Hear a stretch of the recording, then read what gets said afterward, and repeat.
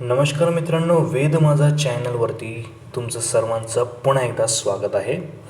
आजच्या व्हिडिओ लेक्चरमध्ये आपण पूर्वपरीक्षेमध्ये विचारलेले सर्व प्रश्न बघणार आहोत. संयुक्त पूर्वपरीक्षा गट ब आणि गट क दोन्हीही पूर्वपरीक्षेमध्ये विचारलेले सार्वजनिक वित्तावरचे सर्व प्रश्न आपण बघणार आहोत. या प्रश्नांचं व्यवस्थित विश्लेषण आपण करणार आहोत आणि आपल्याला हे प्रश्न नेमकं पुस्तकामध्ये कुठे बघायला मिळतील हे देखील आपण बघणार आहोत. तर या सार्वजनिक वित्तावर आपण सुरुवातीला 2019 या वर्षीचे आपण प्रश्न बघूयात. सुरुवातीला आपण संयुक्त गट क 2019मध्ये आलेले प्रश्न आपण बघूयात. प्रश्न पहिला, लेखापरीक्षण कार्यक्रमाचे खालीलपैकी कोणते प्रकार असू शकतात, असा प्रश्न विचारण्यात आलेला आहे. ओके. ऑप्शन 1 वैधानिक, ऑप्शन 2 कायमस्वरूपी अथवा शाश्वत अथवा स्थिर, तिसरं निश्चित किंवा लवचिक आणि चौथं आदर्श. याचंच मी इंग्लिशमध्ये पण ट्रान्सलेशन करतो. Type of an audit program may be 1 statutory, 2 permanent, 3 fixed or flexible and 4 standard. अशा पद्धतीने हा प्रश्न विचारलेला आहे. लेखापरीक्षण कार्यक्रमाचे एकूण प्रकार किती आहेत असा प्रश्न विचारलेला आहे. तर हे बघा, सार्वजनिक वित्त या टॉपिकमध्ये लेखापरीक्षण कार्यक्रम आपल्याला दिलेला आहे. रंजन कोळंबे सरांच्या पुस्तकामध्ये देखील आहे. त्यामध्ये फक्त 2च प्रकार त्यांनी मेन्शन केलेले आहेत. तुम्ही नोट डाऊन करून घेऊ शकता. फक्त 2च प्रकार त्यांनी मेन्शन केलेले आहेत. ते प्रकार आहेत, एक फिक्स्ड,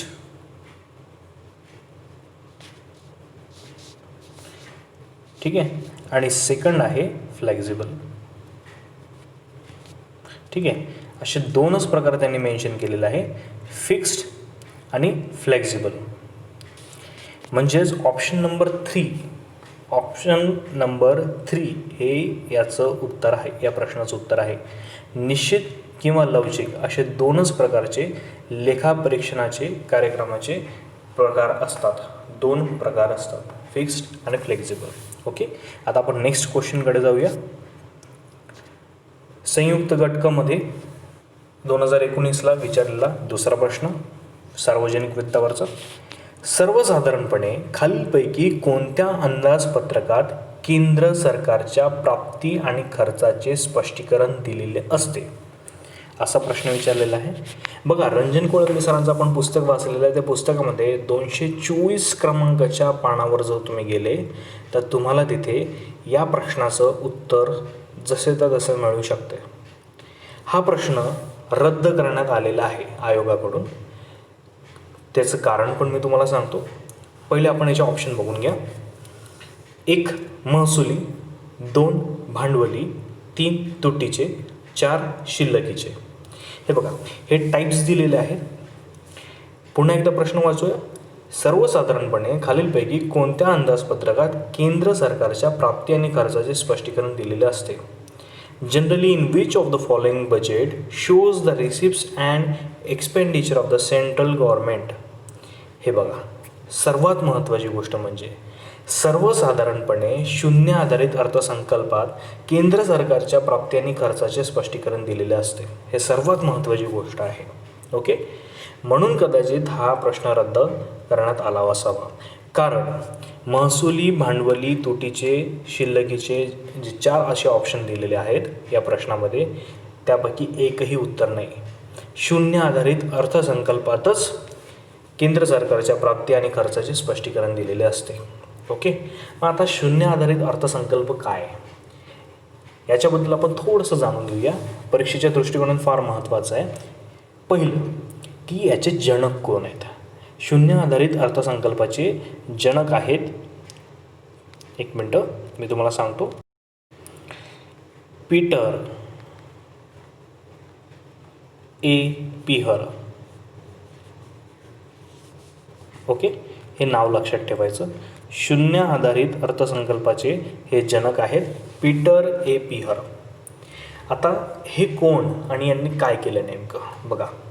पीटर ए पियर यांनी शून्य आधारित अर्थसंकल्पाची संकल्पना जी आहे मांडली होती. ओके, आता याची संकल्पना काय, शून्य आधारित अर्थसंकल्प म्हणजे काय? यात मागील वर्षाचे खर्चाचे आकडे आधारभूत न मानता आपल्या खात्याचा अगदी सुरुवातीपासूनचा खर्च अंदाजित मांडला जातो, एवढं लक्षात ठेवायचं. किंवा इन शॉर्ट तुम्हाला मी असं सांगू शकतो की खर्चाची तरतूद किंवा खर्चाचा जो अंदाज असतो तो न लावता, मागील वर्षाचा खर्चाचा अंदाज न लावता, कुठल्याच आकड्यांचा विचार न करता आधार घेतलेला असतो. अशाच शून्य आधारित अर्थसंकल्पाला शून्य आधारित अर्थसंकल्प म्हणतात. ओके, कुठलाच आधार घेतलेला नसतो, म्हणजेच आधार शून्य असतो बरं का, म्हणून शून्य आधारित अर्थसंकल्प. आता याचा वापर आणि प्रयोग नेमकं कधी झालेला आहे, कुठे झालेला आहे, इन शॉर्ट आपण ते पण बघू. हे बघा, शून्य आधारित अर्थसंकल्प सर्वात आधी 1973-74 जॉर्जिया येथे वापरण्यात आला होता. पण भारतामध्ये ब्रिटानिया इंडस्ट्रीज व युनियन कार्बाइड अशा 2 इंडस्ट्रीने मिळून 1977 आणि 78 याचा वापर केला होता. ओके, तिसरी गोष्ट महत्त्वाची म्हणजे विज्ञान व तंत्रज्ञान विभागाने 1983 भारतात बरं का, भारतात याचा वापर केला होता. चौथा महत्त्वाचा मुद्दा म्हणजे की 8व्या पंचवार्षिक योजनेपासून 1987 आणि 88 1 कोटीपेक्षा अधिक असलेल्या सर्व योजनांसाठी हा शून्य आधारित अर्थसंकल्प लागू करण्यात आला होता. हे 2-4 महत्त्वाचे मुद्दे तुम्हाला लक्षात ठेवणं गरजेचे आहे. आता हे झालं केंद्राशी संबंधित. आता थोडंसं महाराष्ट्र संदर्भात पण सांगतो मला. पहिली महत्त्वाची गोष्ट म्हणजे महाराष्ट्रात 1986 एकूण 42 सेक्टरसाठी, विभागांसाठी हा अर्थसंकल्प म्हणजे शून्य आधारित अर्थसंकल्प मांडण्यात आला होता आणि तो लागूच करण्यात आला होता. 1987 आणि 88 अक्षरशः 50 कोटींची बचत देखील या अर्थसंकल्पाच्या मदतीने दाखवण्यात आली होती. त्यानंतर कर्नाटक व आंध्र प्रदेश या 2 राज्यांमध्ये पण ही संकल्पना म्हणजे शून्य आधारित अर्थसंकल्पाची संकल्पना लागू करण्यात आली होती. महत्त्वाचा आणखी मुद्दा हा की भारतात ही जी योजना होती, शून्य आधारित अर्थसंकल्पना जी होती ती थोडीशी यशस्वी ठरली नाही, अयशस्वी ठरली. फक्त भारतामध्ये अंतराळ विभागासाठीच ही योजना लागू आहे आणि त्याच्यामध्ये ती कार्यान्वित आहे सध्या. या सर्व फॅक्ट्स होत्या शून्य आधारित अर्थसंकल्पाशी संबंधित. ओके, तर या प्रश्नाचं उत्तर रद्द करण्यात आलेलं आहे आयोगाच्या मार्फत. ओके, आता आपण नेक्स्ट क्वेश्चन बघूयात. क्वेश्चन 63, पेपरमधला 63 आपला तिसरा प्रश्न आहे. भारतात केंद्रीय पातळीला आर्थिक साधनसामुग्रीचे वाटप करण्याचे काम कोणता आयोग करतो? महत्त्वाचा प्रश्न आहे. भारतात केंद्रीय पातळीला आर्थिक साधनसामुग्रीचे वाटप करण्याचे काम कोणता आयोग करतो? 1. नियोजन आयोग, 2. वित्त आयोग, 3. केंद्रीय लोकसेवा आयोग आणि 4. वरीलपैकी कोणतेही नाही. Which commission performs the function of the distribution of financial resources at central level in India? 1. Planning Commission, 2nd one Finance Commission, 3rd one Union Public Service Commission and 4th none of the above. हे बघा, अतिशय simple, साधा, सोपा, सरळ प्रश्न आहे. तुम्हाला सर्वांना माहिती असेल की वित्त आयोग हा भारतात केंद्रीय पातळीला आर्थिक साधनसामुग्रीचे वाटप करण्याचं काम करतो. आता वित्त आयोगाबद्दल थोडीशी महत्त्वाची बाब मी तुम्हाला सांगणार आहे. कलम 280 अतिशय महत्त्वाचं आहे वित्त आयोगाशी संबंधित. 280 नुसार वित्त आयोगाची स्थापना होते, बरोबर. 280 दर 5 वर्षांनी किंवा गरज भासल्यास त्याआधी देखील राष्ट्रपती वित्त आयोगाची स्थापना करू शकतात. हे सगळ्यात महत्त्वाचं लक्षात ठेवा. राज्यशास्त्रामध्ये देखील आपण हा अभ्यास करतोच. ओके, आता वित्त आयोग एक स्वतंत्र अर्धन्यायिक विशेषज्ञ संस्था असते, हे देखील तुम्हाला माहिती असणं गरजेचं आहे. ऑस्ट्रेलियाप्रमाणेच आपल्या भारतातली वित्त आयोगाची रचना करण्यात आलेली आहे. यास राजकोषीय संघराज्यवादाचे संतुलन चाक देखील म्हणतात. हे अतिशय महत्त्वाचं आहे, याच्यावर कदाचित प्रश्न पुढे पडू शकतो. राजकोषीय संघराज्यवादाचे संतुलन चाक कशाला म्हणतात? वित्त आयोगाला म्हणतात. आता वित्त आयोगाची सदस्य रचना काय असते? एक अध्यक्ष असतो आणि 4 सदस्य असतात. ओके. सदस्यांची पात्रता काय असते? सर्वोच्च आणि उच्च न्यायालयाच्या न्यायाधीश होण्याची पात्रता असते. ठीक आहे. सरकारी खात्यावर वित्तीय बाबीचा विशेषज्ञ असावा. तिसरं, अनुभव वित्तीय व प्रशासकीय बाबीचा अनुभव असावा. ओके. चौथं, अर्थशास्त्राचे विशेषज्ञ असावे. अशा पद्धतीचे क्रायटेरिया असतात याच्या सदस्यांचे. ओके. आता आपण नेक्स्ट क्वेश्चनकडे जाऊया. या प्रश्नाचं उत्तर काय आहे? वित्त आयोग, फायनान्स कमिशन. नेक्स्ट क्वेश्चन, भारतीय अर्थव्यवस्थेत खालीलपैकी कोणती बाब राजकोषीय धोरणाशी संबंधित आहे? 1. बँक दर. 2. कर व करेत्तर महसूल. 3. प्रत्यक्ष कारवाई. 4. राखीव निधीचे प्रमाण. Which of the following thing is related to the fiscal policy in Indian economy? 1. Bank rate. 2. Tax and non-tax revenue. 3. Direct action. And 4. Cash reserve ratio. असे एकूण 4 ऑप्शन दिलेले आहेत.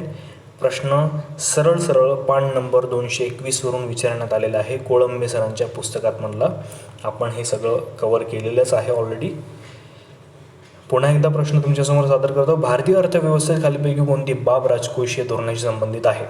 बघा, आपण भारतीय अर्थव्यवस्थेचा अभ्यास करताना राजकोषीय धोरणाचा अभ्यास केला होता, म्हणजेच फिस्कल पॉलिसीचा अभ्यास केला होता. आता सरकार म्हणजेच फिस्कल पॉलिसी एवढं एक सूत्र लक्षात ठेवायचं. आणि RBI म्हणजे मौद्रिक धोरण म्हणजेच मॉनिटरी पॉलिसी एवढं लक्षात ठेवायचं.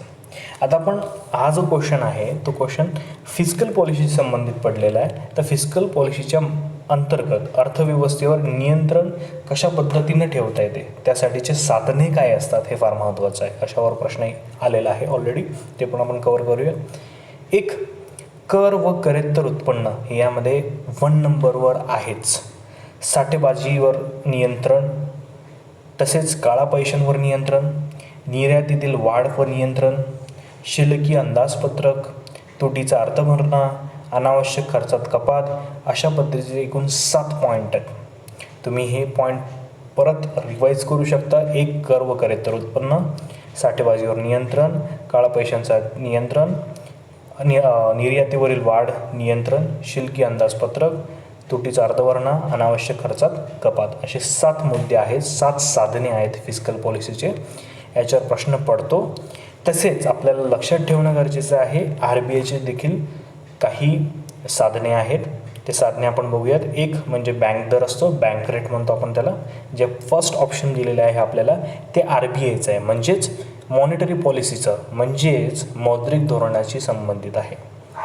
सेकंडवाला ऑप्शन जे आहे कर व करेत्तर महसूल, हे राजकोषीय धोरणाशी संबंधित आहे. प्रत्यक्ष कारवाई, आता हे पण पुढे बघूया आपण.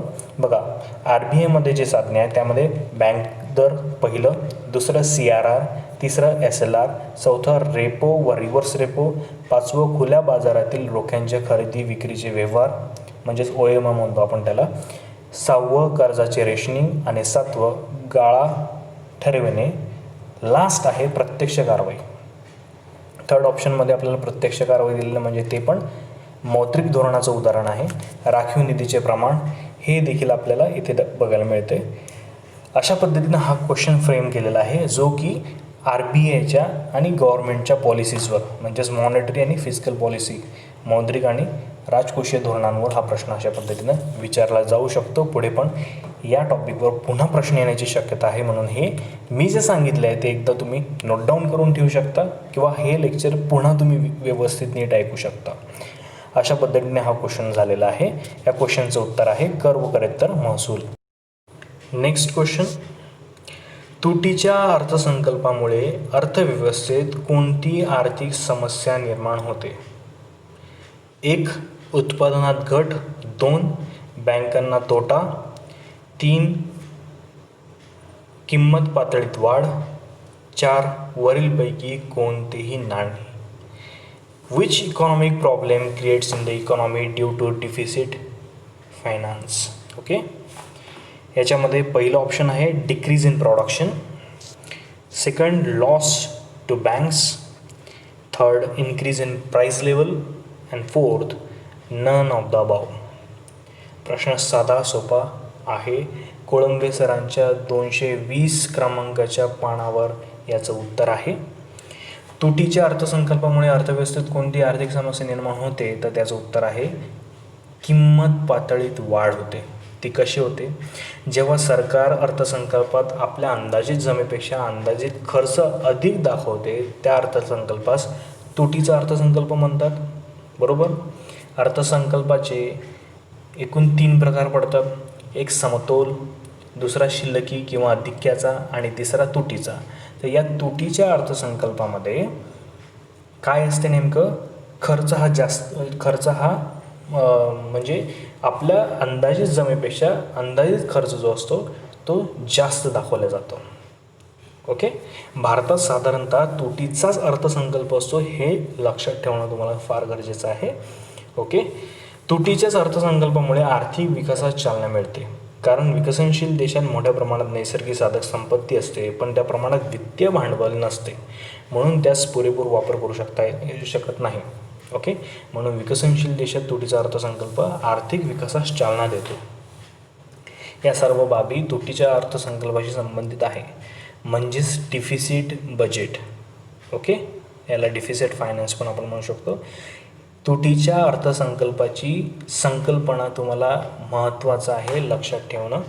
संकल्पनाची काय? सरकार जेव्हा अंदाजित खर्च अंदाजित उत्पन्नापेक्षा जास्त मांडते, तेव्हा तुटीचा अर्थसंकल्प म्हटला जातो. ओके, तुटीचे प्रकार एकूण 5 आहेत. महसुली तूट, अर्थसंकल्पीय तूट, राजकोषीय तूट, प्राथमिक तूट, प्रभावी महसुली तूट, असे 5 प्रकार आहेत. पुन्हा एकदा सांगतो, महसुली तूट, अर्थसंकल्पीय तूट, राजकोषीय तूट, प्राथमिक तूट, प्रभावी महसुली तूट. महसुली तूट म्हणजे काय असते बघा, इन शॉर्ट सांगतो, महसुली उत्पन्न वजा महसुली खर्च. इतकी साधी सरळ त्याची व्याख्या आहे. महसुली तुटीची व्याख्या काय, संकल्पना काय? महसुली उत्पन्न वजा महसुली खर्च.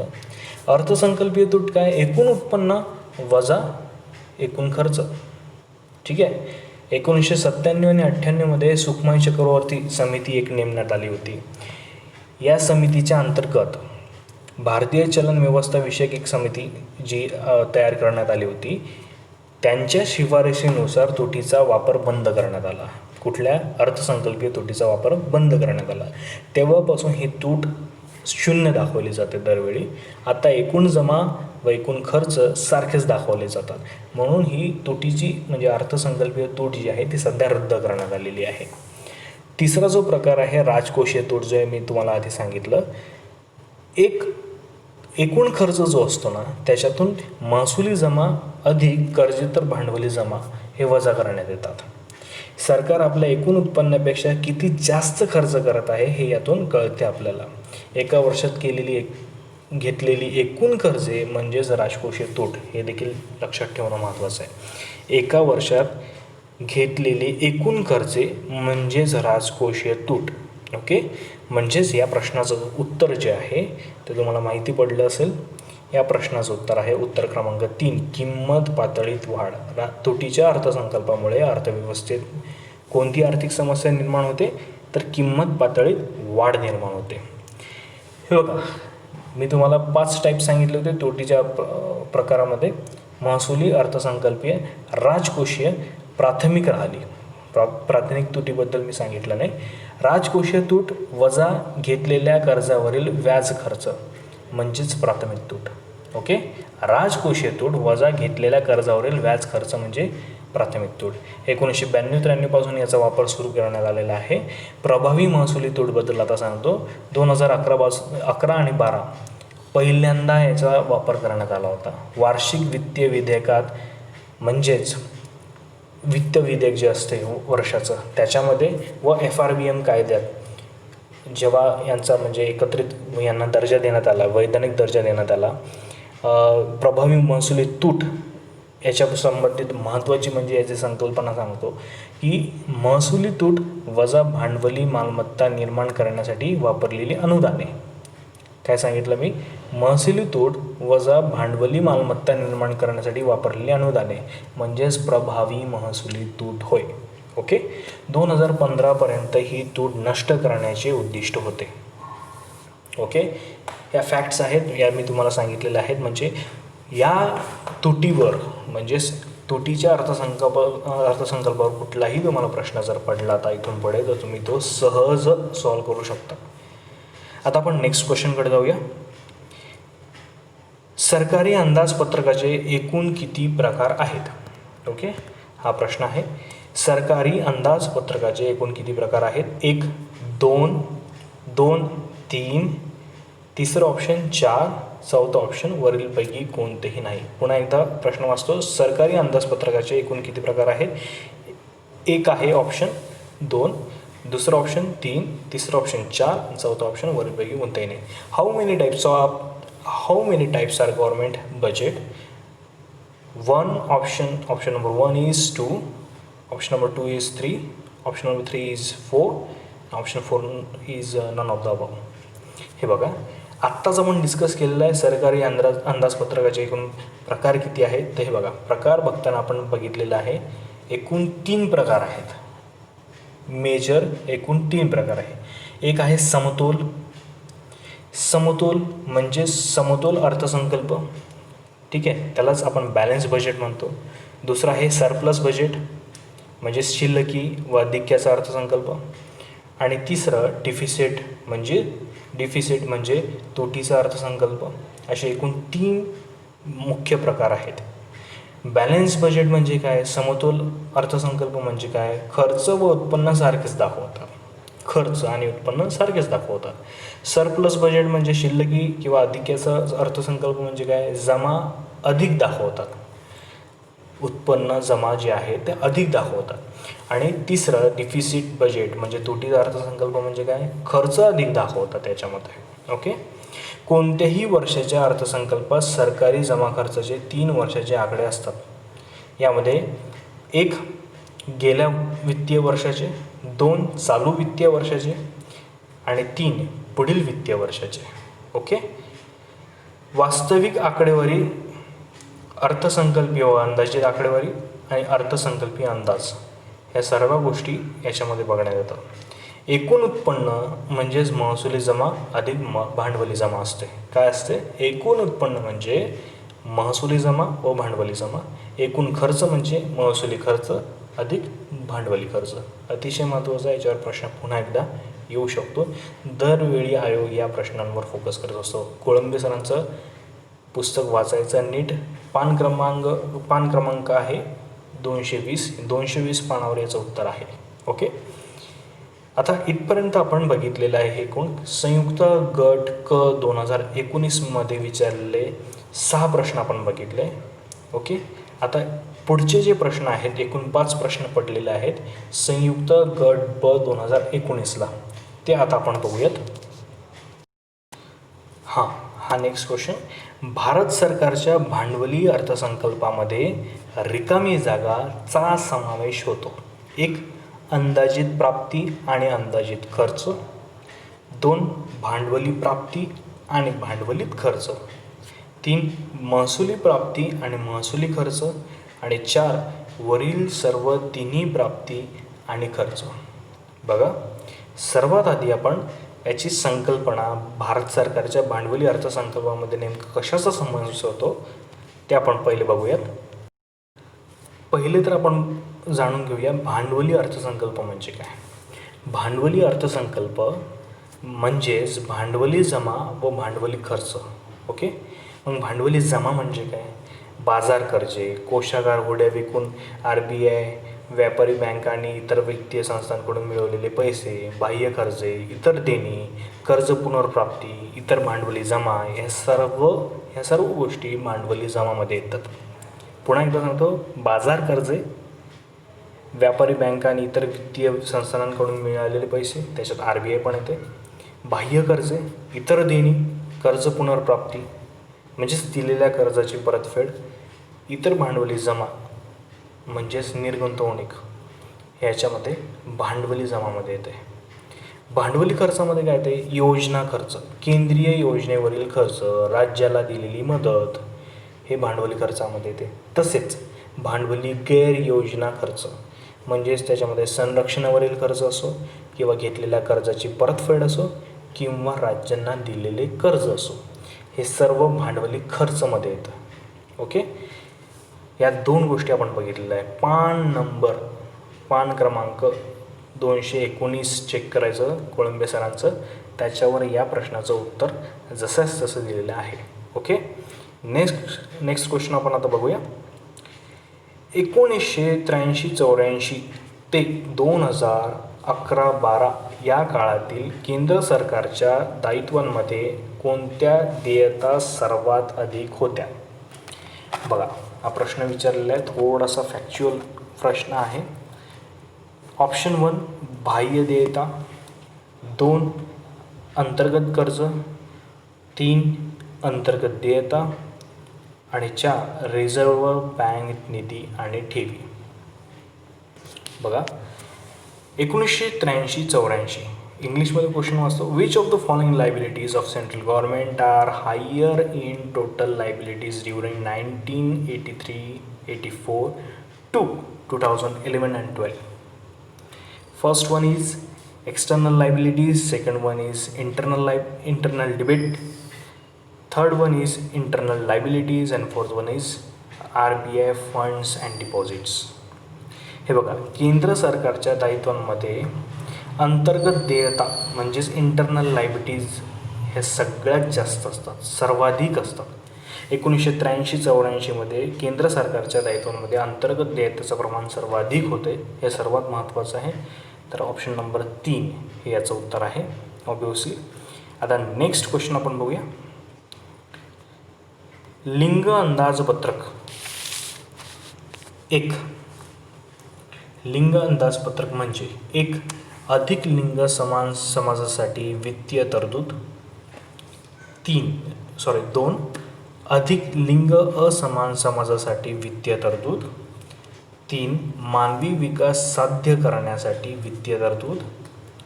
आणि 4. प्रत्येक नागरिकाच्या समानतेसाठी वित्तीय तरतूद. हे बघा, याला जेंडर बजेटिंग आपण म्हणतो. जेंडर बजेटिंगवरचा हा प्रश्न आहे. लिंग अंदाजपत्रकावर कोळंबे सरांचं 225 क्रमांकावरचं जो डेटा आहे तो वाचायचा नीट. जेंडर बजेटिंगवर दिलेलं आहे. लिंग समानता काय असते हे आपण आता जाणून घेऊ थोडक्यात. हे बघा, जेंडर बजेटिंगमध्ये अधिक लिंग समान समाजासाठी वित्तीय तरतूद दिलेली असते. ओके, म्हणजे ऑप्शन नंबर 3 मानवी विकास साध्य करण्यासाठी वित्तीय तरतूद हे चुकीचंच आहे. 4 प्रत्येक नागरिकाच्या समानतेसाठी वित्तीय तरतूद हेही चुकीचं आहे. अधिक लिंग असमान समाजासाठी वित्तीय तरतूद 2 तेही चुकीचं आहे. ऑप्शन नंबर 1 म्हणजेच अधिक लिंग समान समाजासाठी वित्तीय तरतूद. ओके, सामान्य अर्थसंकल्पातच जेव्हा महिलांसाठी स्वतंत्र वित्तीय तरतुदी केल्या जातात त्यास जेंडर बजेटिंग म्हणतात. काय म्हटलेलं आहे? सामान्य अर्थसंकल्पामध्ये महिलांसाठी जेव्हा स्वतंत्र वित्तीय तरतुदी केल्या जातात त्याला जेंडर बजेटिंग म्हटलेलं आहे. जेंडर बजेटिंग म्हणजे महिलांसाठी वेगळे बजेट असं नसते. ओके, सर्वप्रथम जेंडर बजेटिंग कोणत्या देशात स्वीकारण्यात आले तर त्याचं उत्तर आहे ऑस्ट्रेलिया. पहिल्यांदा जेंडर बजेटिंगचा उल्लेख 2001च्या अर्थसंकल्पीय भाषणात झालेला होता. भारतात महिला व बाल विकास मंत्रालयाने जेंडर बजेटिंगबाबत नोडल एजन्सी म्हणून काम करत आहे. ओके, या सर्व फॅक्ट्स आहेत जेंडर बजेटिंगशी संबंधित. तुम्हाला आणखी जास्त डिटेल वाचायचं असेल तर कोळंबे सरांचा 225 पानावर याचं उत्तर लपलेलं आहे. ओके, नेक्स्ट क्वेश्चनकडे आपण आता जाऊ. खालील विधाने लक्षात घ्या. आर्थिक नियोजनाच्या पहिल्या 4 दशकांमध्ये वस्तू करांवरील भर वाढला होता. 2. त्यांचा म्हणजेच वस्तू करांचा केंद्र सरकारच्या एकूण कर उत्पन्नामध्ये सन 1990-91 मध्ये 84% हिस्सा होता. अप्रत्यक्ष कर उत्पन्न व एकूण कर उत्पन्नाचे गुणोत्तर 2016-17 मध्ये 51 51.7% इतके होते. वरीलपैकी कुठली विधाने चुकीची आहेत? ऑप्शन 1 वरील सर्व, ऑप्शन 2 फक्त बी, ऑप्शन 3 फक्त सी आणि कोणतेही नाही. चुकीची विधाने विचारलेली आहेत, म्हणजेच वरीलपैकी चुकीचं विधान, खोटं विधान कुठलं आहे ते विचारलेलं आहे. Consider the following statement. A, during the first 4 decades of economic planning, the reliance on commodity taxation had increased. Second, it accounted for 84% of tax revenue of the central government in 1990 and 1991. Third one is the ratio of indirect tax revenue to total tax revenue was 51.7% in 2016 and 17. Which of the following or above statement is incorrect? Which of the above statement is incorrect? चुकीचं विचारलेलं आहे आपण इथे. Option number 1 all of the above, option number 2 B only, option number 3 C only, option number 4 none. हे बघा, केंद्र सरकारचा कर महसुलाचा जो स्रोत असतो त्याच्याबद्दल आपण थोडीशी माहिती बघू. एकूण कर महसुलात प्रत्यक्ष कराचे प्रमाण वाढत आहे, तर अप्रत्यक्ष कराचे प्रमाण कमी होत आहे. बघा, प्रत्यक्ष कराचे प्रमाण वाढत चाललेलं आहे, अप्रत्यक्ष कराचे प्रमाण कमी होत चाललेलं आहे. स्वातंत्र्यानंतर केंद्र सरकारला सर्वाधिक कर सीमा करातून मिळत होता. ओके, काही कालावधीनंतर तो अबकारी करातून मिळू लागला. आता 2006-07 पासून मात्र सर्वाधिक महसूल महामंडळ करातून मिळतो. महसूल महामंडळ करातून सर्वाधिक कर आपल्याला मिळतो. सर्वाधिक महसूल 2018-19 मध्ये जर आपण बघितलं तर केंद्र आणि राज्याचं आपण बायफ्रगेशन केलं तर केंद्रामध्ये GST व इतर करांपासून आपल्याला केंद्राकडे सर्वाधिक महसूल जमा होतो. सेकंड महामंडळ कर, थर्ड वैयक्तिक आयकर आणि फोर्थ केंद्रीय उत्पादक शुल्क हे केंद्राच्या स्तरावर. राज्याला 2016-17 नुसार व्हॅट, सेकंड मुद्रांक व नोंदणी शुल्क, थर्ड राज्य उत्पादन शुल्क, 4 विजेवरील कर. ह्या सर्व फॅक्टर्स राज्य संबंधित आहे. आता 1 जुलै 2017 पासून राज्यात GSTचा अंमल, त्यामुळे वरील कर त्यात CGST सेंट्रलसाठी आणि SGST राज्यासाठी लागू करण्यात आलेले आहेत. हे लक्षात ठेवणं गरजेचं आहे. ही माहिती आपण सर्वाधिक महसूल 2018-19ची बघितली. ओके, तर या प्रश्नाचं उत्तर, करेक्ट उत्तर काय आहे? ऑप्शन नंबर 4 कोणतेही नाही. म्हणजे आर्थिक नियोजनाच्या पहिल्या 4 दशकांमध्ये वस्तुकरांवरील भर वाढला नाही. त्यांचा वस्तुकरांचा केंद्र सरकारच्या एकूण कर उत्पन्नामध्ये सन 1990-91 मध्ये 84% हिस्सा होता नाही. चुकीचं आहे हे. अप्रत्यक्ष कर उत्पन्न व एकूण कर उत्पन्नाचे गुणोत्तर 2016-17 मध्ये 51.7% इतके होते. हेही चुकीचं आहे. आता आपण बघितलं. आता आपण नेक्स्ट क्वेश्चन बघूया. मध्यावधी राजकोषीय सुधारणांचा अंतिम उद्देश: 1. कर्ज चिरस्थायी पातळीपर्यंत घटवणे, 2. राजकोषीय तुटीत वाढ करणे, 3. चालू खात्यावरील तूट कमी करणे, 4. अर्थसहाय्य कमी करणे. ठीक आहे. पर्यायी उत्तरे: 1 अ व ब, 2 अ ब क, 3 फक्त क, 4 फक्त ड. The ultimate aim of the medium-term fiscal reforms is to: A. Bring down debt to sustainable level, B. Increase fiscal deficit, C. Reduce current account deficit, D. Reduce subsidies. Answer options: 1 A and B, 2 A, B, C, 3 only C, 4 only D.